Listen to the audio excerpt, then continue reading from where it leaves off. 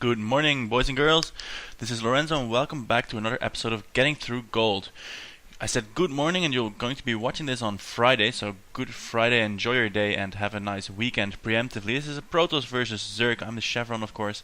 My opponent is Zio Bajiu, or whatever that name is supposed to be like. This is a gold versus gold league game, and seeing as I'm up against a Zerg, I'm going to do my Forge Fast Expand build. I've been practicing it quite a little bit, and now I'm somewhat good at it even. Well, good. That's of course an overstatement, but I know how to do it, and it generally doesn't blow up in my face because I mess up the build. Now I'm recording this video on Tuesday morning. You'll be seeing it live on Friday morning, which means I'll have a video released for Wednesday. I have that uploaded already, and this one is going to be for the Friday. So it's going to be the last video of this week and also of next week. Unfortunately, I won't have any opportunity to make any more videos for the upcoming week. So this Monday, Wednesday, and the next Friday will go without any goodness on my part. You'll have to make do without. And as my subscriber AMG 2002 says, I'm awesome and I need more subscribers and I need more videos, and I can only agree with that. Thank you for your comments, and see you next week, I suppose. So this will be the last video for a week, and after that it's going to go back to somewhat normal, probably. I don't know, I can't predict the future, don't ask me to do that. So this probe is going to do the scouting. The drone here has just shown up, and this map is actually quite good for Forge Fast Expanding because the choke here is quite narrow, so you can just put the pylon here and block it off with the buildings. So you don't need the relatively weak pylon as part of your wall in. So Forge going down here, and this probe here is going to have a look what's going on. Of course he's carrying his minerals, which is not the best. I could have handed those in and then I would have had a little bit more money with. So I see the spawning pool going down, not at like 6 pool or 10 pools time, but still relatively early. He's not going hatch first at any rate. So I'm going to see if I can maybe block an expansion here if I'm in time for that. So the probe is going to just launch here, and I'm going to continue with my build. Going to put a second pylon here. So this is sort of like a ghetto wall. Before I get the gateway, this will serve as a little bit of a wall off, and then when I get the gateway and cybernetics core, they can complete the actual wall off.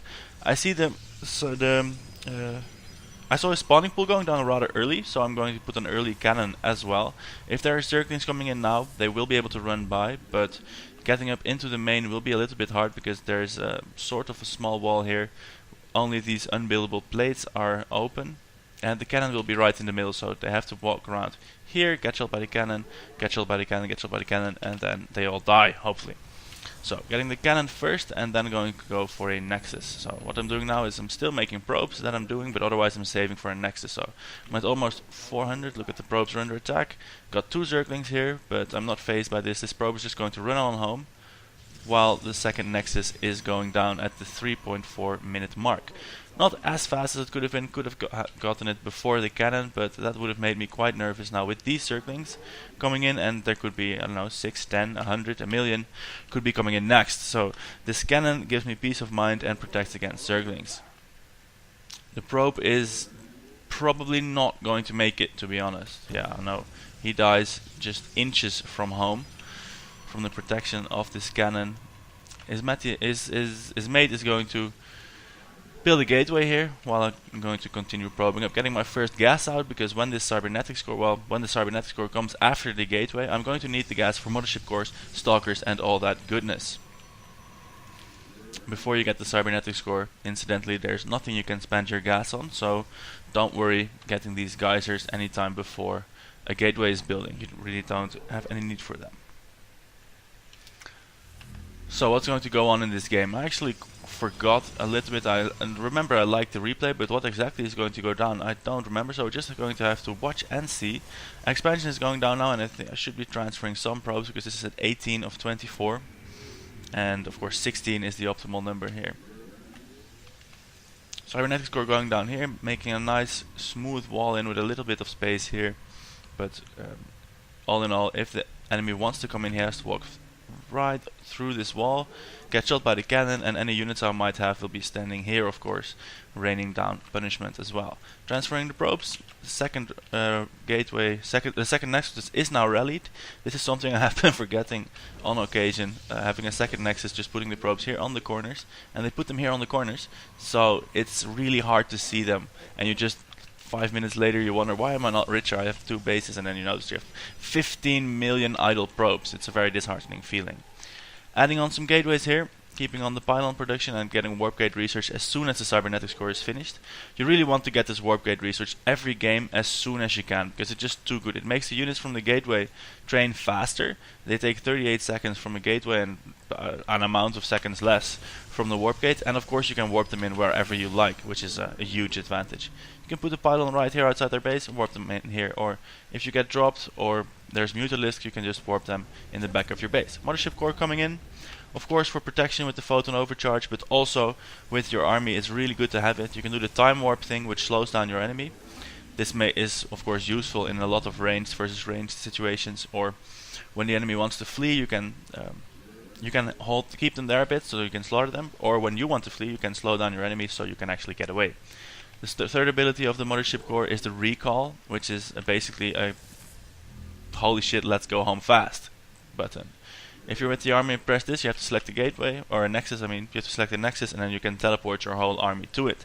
Adds a bit of safety because you can escape with your army, or if you get caught out of position and one of your bases gets attacked while you're gallivanting around the map here, you can just teleport to the nexus and protect your base that way. So I'm getting the +1 upgrade, getting the stalkers, getting the warp gate research, and getting a robo facility here for the observers, and of course the immortals and the colossi. So I'm going to fast forward a little bit because not a lot of is happening. Just the Zerg is letting me build up, and this is of course, as I mentioned in an earlier game, it's quite scary because if the Zerg is macroing up as well, he can do so faster than I can.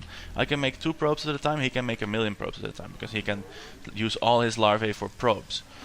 Well, he would do it for drones, but you get my point. So I'm going to get a few units, and this probe is going to put a forward pylon, so I won't have to warp in all my units here at the wall, and I can put them here. Observer coming out and going to look what is up with this Zerg player. Is he macroing? Is he making his army? Is he having a party? What's going on? We need to know. So encountering the Overseer, which is coming right my way, and the Observer is, what is it going to see? Let's follow it.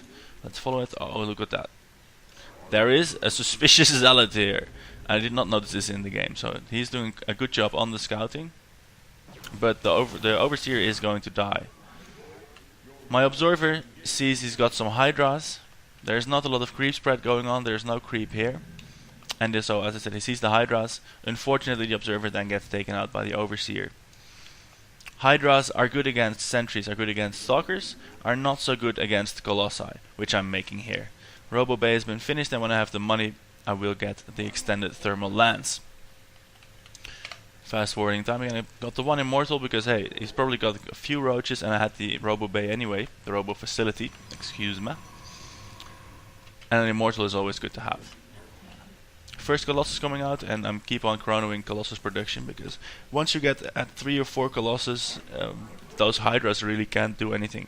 I'm getting some Zealots to soak up my minerals and to make a nice line against which the Colossus can melt Hydras. Getting the second armor upgrade, got my second forge here, which is doing the shields, because I didn't get it at the same time as the first forge, so there was no way. I didn't have a Twilight Council yet, so there was no way I could do the level 2 upgrade. So then, rather than waste the time and wait for a shields, an armor or a weapons upgrade, I went for the shields upgrade. That was a shady zealot again, a changeling. This time I saw it because it came out of the blackness and I couldn't control it, so I took it out. Getting a third base and using my army here as safekeeping. As long as it's standing here, ooh, look at that. The Observer dies again, but it spots an army here of mostly Hydralisks and Roaches. And I've got only 2 Colossus yet, quite a few gateway units though, but just the 2 Colossus, so I'm not feeling that confident engaging it just yet. But as we can see, the third Colossus is almost there, and with 3 Colossus and extended thermal lance has been done, I should be able to do a fair engagement.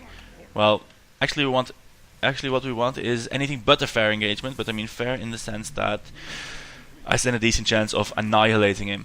Here, something unexpected. I'm going to see, what are these called? The locusts, the thing that the swarm hosts make, and they do so much damage. I just got charged on the zealots, and they charge in and they almost immediately die. So these locusts, they're completely free. They are the attack of the swarm host. It doesn't do an attack like a siege tank does. It just makes these locusts, which then scurry forward and attack with their ridiculously high DPS. You can imagine fighting against the locusts is futile, because you kill them and this is just an attack. You didn't kill any resources. So what you want to do is immediately kill the swarm hosts themselves. Here, got an observer out, because the swarm hosts are burrowed when they attack. So usually you can't see them, but the observer here is spotting them, and of course, without their locusts, they are completely powerless, and I can walk over them with this army. 2 reinforcements showing up, but they're being taken out. And this is quite a good victory for me, because swarm hosts are expensive. He only killed a few zealots with his locusts, and of course this pylon here. But I took out a good amount of swarm hosts. If we look at the units lost tab, we can see I'm goodly well ahead. So here's an army coming in: banelings, roaches, and hydralisks. Yeah, and I'm using some force fields. They're not the best force fields ever, but my Colossus, my gateway units, are just melting these Zerg away. It was a fairly small army. If he would have put this together with the swarm host, he might have had a chance, but separately, not at all. He just got melted completely. If we look at the units lost tab again, it's 6,500 versus 1,775. I'm well ahead in that way. These two engagements make me very confident here in my play. I'm even putting down a Templar Archives to open up the tech path of the High Templar, Archons, and of course Storm. Getting the level 3 weapon upgrades, and this one should be getting the level 3 armor upgrades soon. And I'm pushing forward with my Colossus, with my Stalkers, with my few sentries, the 1 Immortal, and of course the Mothership Core. That hasn't really done anything yet this game, apart from... So here's more Locusts. They're almost out of time, and at this point I've just have the army to overwhelm them. Still losing Zealots, but then again, they are an attack and they do so much damage. They do 12 damage per shot with a 0.8 weapon speed, so they do about as much damage as a Hydralisk, but of course they are free. They are the attack of the Swarm Host. Locusts expended though, Swarm Hosts are completely useless, and they can be easily killed by my army. If only it would move forward a little bit, this second wave wouldn't have had to spawn, but now he's completely out of it. Swarm Host going down, and he leaves the game. Without a GG, he's probably mad at how good Colossus are. With their 2 weapon upgrades, they do 19 damage times 2, so it's 38 damage in that line. Really nothing you can do about that as a puny Zerg. So, thanks for watching again. I'm going to leave you to it. You'll have a week to spend without any videos. In that week, please contemplate that you need to get me subscribers, because at 50 subscribers, I'm going to make an island tour of Malta, and at 100 subscribers, I'm going to go spearfishing and videotape that with an underwater camera. Should be hilarious. Right. Once again, thanks for watching. Thanks for subscribing. See you guys next time. Goodbye.